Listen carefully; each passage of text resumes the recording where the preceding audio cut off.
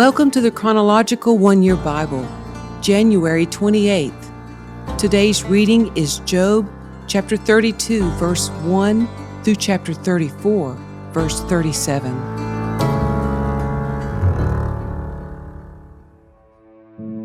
Job's three friends refused to reply further to him because he kept insisting on his innocence. Then Elihu, son of Barachel, the Buzite of the clan of Ram, became angry.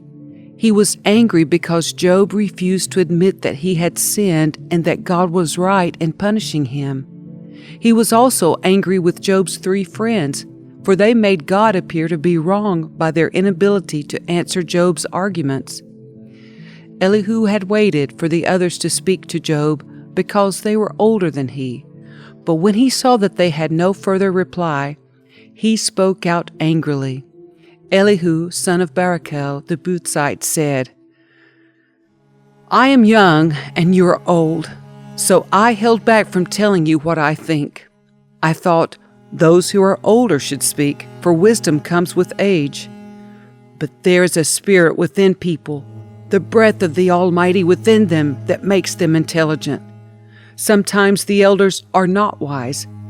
Sometimes the aged do not understand justice. So listen to me and let me tell you what I think. I have waited all this time, listening very carefully to your arguments, listening to you grope for words. I have listened, but not one of you has refuted Job or answered his arguments. And don't tell me he is too wise for us, only God can convince him. If Job had been arguing with me, I would not answer with your kind of logic. You sit there, baffled, with nothing more to say. Should I continue to wait now that you are silent? Must I also remain silent? No, I will say my piece. I will speak my mind, for I am full of pent-up words, and the spirit within me urges me on.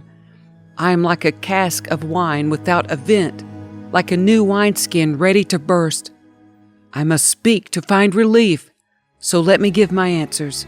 I won't play favorites or try to flatter anyone, for if I tried flattery, my Creator would soon destroy me. Listen to my words, Job. Pay attention to what I have to say. Now that I have begun to speak, let me continue. I speak with all sincerity. I speak the truth, for the Spirit of God has made me, and the breath of the Almighty gives me life. Answer me if you can. Make your case and take your stand. Look, you and I both belong to God. I, too, was formed from clay. So you don't need to be afraid of me. I won't come down hard on you.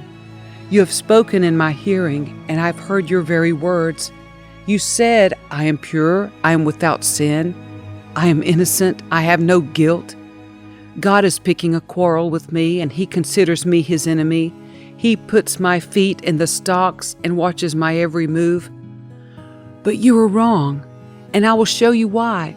For God is greater than any human being. So why are you bringing a charge against him? Why say he does not respond to people's complaints? For God speaks again and again, though people do not recognize it. He speaks in dreams, in visions of the night, when deep sleep falls on people. He whispers in their ears and terrifies them with warnings. He makes them turn from doing wrong. He keeps them from pride. He protects them from the grave, from crossing over the river of death. Or God disciplines people with pain on their sick beds, with ceaseless aching in their bones. They lose their appetite for even the most delicious food. Their flesh wastes away and their bones stick out.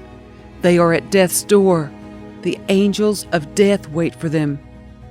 But if an angel from heaven appears, a special messenger to intercede for a person and declare that he is upright, he will be gracious and say, "Rescue him from the grave, for I have found a ransom for his life."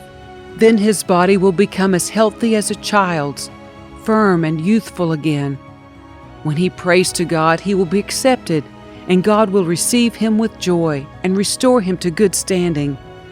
He will declare to his friends, "I sinned and twisted the truth, but it was not worth it. God rescued me from the grave, and now my life is filled with light." Yes, God does these things again and again for people. He rescues them from the grave so they may enjoy the light of life. Mark this well, Job. Listen to me, for I have more to say. But if you have anything to say, go ahead, speak, for I am anxious to see you justified. But if not, then listen to me. Keep silent, and I will teach you wisdom. Then Elihu said, Listen to me, you wise men. Pay attention, you who have knowledge. Job said, The ear tests the words it hears, just as the mouth distinguishes between foods. So let us discern for ourselves what is right. Let us learn together what is good. For Job also said, I am innocent, but God has taken away my rights. I am innocent, but they call me a liar.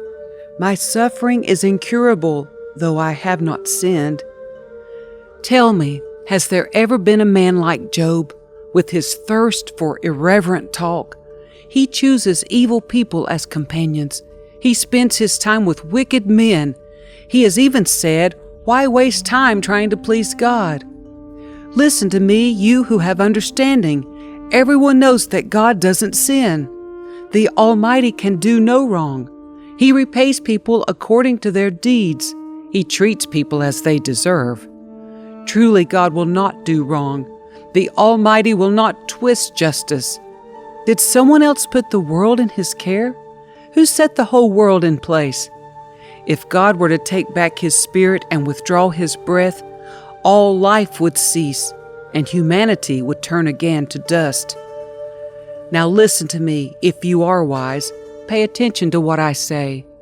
Could God govern if He hated justice? Are you going to condemn the Almighty Judge? For He says to kings, You are wicked, and to nobles, You are unjust. He doesn't care how great a person may be, and He pays no more attention to the rich than to the poor. He made them all. In a moment they die. In the middle of the night they pass away. The mighty are removed without human hand.